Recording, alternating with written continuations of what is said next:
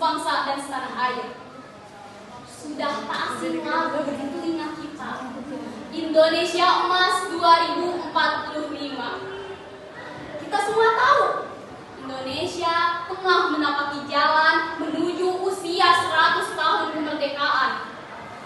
Sebuah target besar yang mengandung segenap harapan agar Indonesia menjadi negara maju, adil, dan makmur bagi seluruh rakyatnya. Kunci utama menuju Indonesia Emas 2045 terletak pada satu hal yang tak tergantikan, ialah pendidikan. Namun, pertanyaannya, pendidikan seperti apa yang mampu menjadi penunjang untuk mewujudkan Indonesia Emas 2045 itu? Tentu jawabannya ialah pendidikan Islam. Sebagaimana sejarah telah membuktikan, ketika Islam menempatkan ilmu pada puncak kemuliaan, maka dari sanalah lahir peradaban yang gemilang. Pada abad ke-8 hingga ke-13 Masehi, dunia Islam menjadi pusat pengetahuan global. Pada masa Khalifah Harun al-Rashid dan al-Ma'mun, berdirilah Baitul Hikmah di Baghdad, sebuah lembaga riset dan perpustakaan raksasa yang menyimpan lebih dari 400.000 manuskrip ilmu pengetahuan. Dari Baitul Hikmah di Baghdad, lahirlah ilmuwan luar biasa. Ibnu Sina, sang ahli kedokteran yang menulis Al-Qanun Fitin, buku medis yang menjadi rujukan di Universitas Eropa selama 6 abad.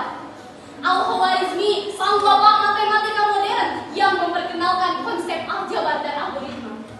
Dan Al-Biruni, ilmuwan yang menghitung keliling bumi dengan selisih hanya 1% dengan perhitungan NASA modern. Inilah bukti bahwa pendidikan Islam sejati bukan hanya sekadar mengajarkan pengetahuan, tetapi membentuk peradaban. Saudara-saudaraku sebangsa dan setanah air, berdasarkan data resmi Kementerian Agama Republik Indonesia per Oktober tahun 2025, Indonesia memiliki lebih dari 42.000 pesantren dengan sekitar 11 juta santri.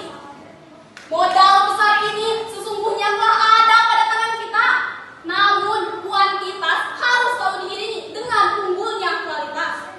Artinya, pendidikan Islam harus bertransformasi dari sistem tradisional menuju sistem inovatif, adaptif, dan berkarakter Qur'ani.